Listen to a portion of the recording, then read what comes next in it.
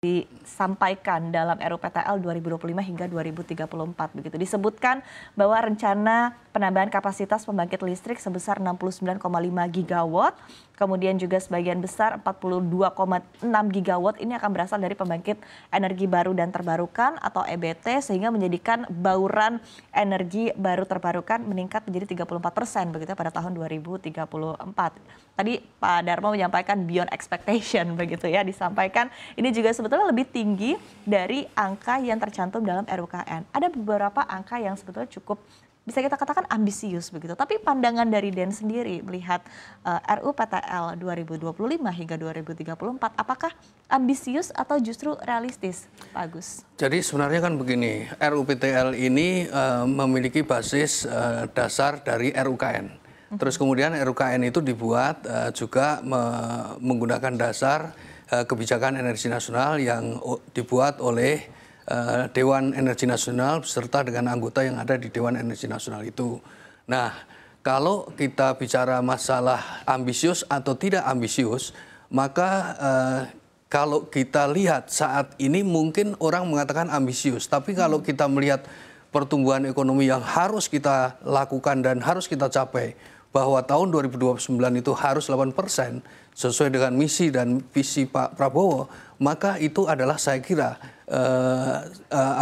sangat logis untuk harus kita capai.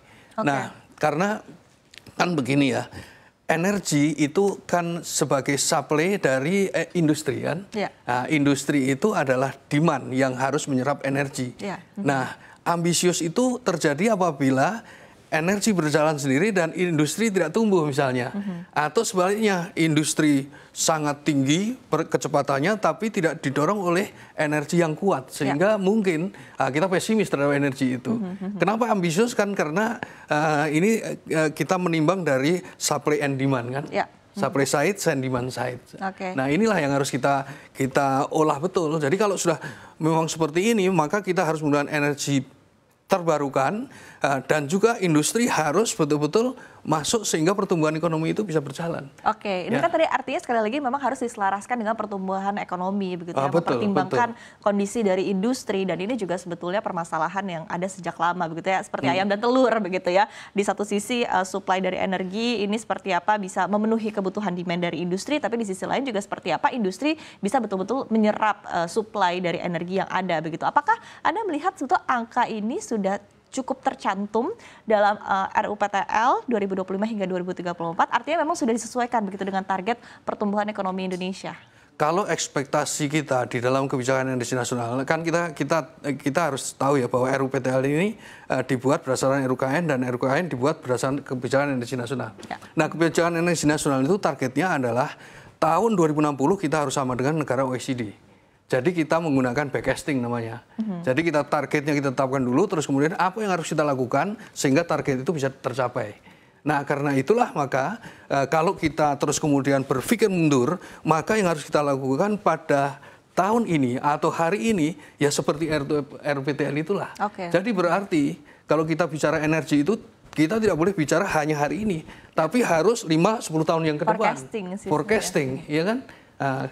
Backcasting sudah kita taruh, terus kemudian kita bagaimana caranya untuk mencapai itu, kan gitu ya. Nah, karena itulah maka harus bersama-sama, karena kita hidup dalam satu ekosistem, maka tidak hanya energi yang harus tumbuh, tapi juga industrinya harus tumbuh, transportasi harus tumbuh, ya kan. Bisnis di mana-mana juga harus kita tumbuhkan dengan baik sehingga kita bisa maju dan pertumbuhan ekonomi itu bisa kita capai. Jadi artinya memang betul-betul harus selaras. Selaras, gitu betul, ya, betul. Baik, dan tapi realisasinya sendiri seperti apa menurut Anda? Apakah memang tadi ya dengan target ambisius, memang targetnya harus ambisius begitu ya, karena kita juga memiliki target pertumbuhan ekonomi yang cukup tinggi begitu. Tapi secara mungkin implementasinya, realisasinya sendiri akan seperti apa menurut Anda? Pertumbuhan ekonomi itu tidak lain adalah juga tergantung dari pertumbuhan industri. Nah, kalau saya melihat pertumbuhan industri, maka saya akan bisa melihatnya dari konsumsi energi pada hari ini. Okay. Konsumsi energi pada hari ini hanya sekitar 1.400 kWh per kapita. Dan kalau konsumsi energi seperti itu, dan kita masih GDP kita masih 4.700, berarti kita ini masih dalam kondisi terperangkap dalam middle income trap. Okay. Nah, kalau kita bicara konsumsi energi, kita bandingkan dengan Malaysia, konsumsi energinya sudah sekitar 4.000 dan Singapura sudah 10.000, maka kita ini 10.000 ya, maka kita ini sebenarnya masih jauh di bawah mereka. Sehingga apa yang sebenarnya terjadi, maka sebenarnya nilai tambah itu belum terjadi sepenuhnya di dalam negeri. Nah, nilai tambah inilah yang harus kita gerakkan melalui industri yang kuat, tentu industri yang berbasis pada kekinian. Apa yang memang pasar itu membutuhkan dan lain sebagainya, itu harus kita tumbuhkan segera. Jadi yang energi kita tumbuhkan, maka energi itu bukan untuk ekonomi konsumtif, tapi ekonomi produktif namanya. Ini artinya Anda menyampaikan bahwa gap kita dengan negara-negara tetangga seperti Malaysia dan Singapura akan tadi ya kebutuhan energi per kapitanya ini memang karena memang ada gap yang harusnya diisi oleh industri ya, yang masih belum selesai. Tapi banyak yang industri mengatakan begitu ya, kita ingin membangun industri tapi energinya belum ada begitu. Nah ini seperti apa Bapak? Karena balik lagi, kalau dari pihak dari pelaku industri energi pasti akan mencari demand-nya terlebih dahulu. Ketika ada demand baru supply-nya akan dibantu begitu. Nah, memang kalau kita bicara ekonomi ya, variabelnya itu banyak sekali yang menyertainya. Baik variabel yang bisa kita kontrol sendiri maupun variabel yang pengaruhnya itu dari luar masuk.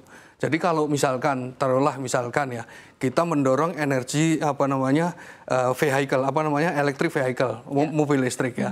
Kita dengan kerjasama pemerintah, LPDP dan sebagainya kita sudah dorong. Tapi ternyata setelah kita dorong, mobil lain yang lebih murah masuk. Nah ini kan juga ekosistem belum terbentuk ya kan. Nah supaya ini tidak terjadi, maka bagaimana caranya? Tentu negara berkembang itu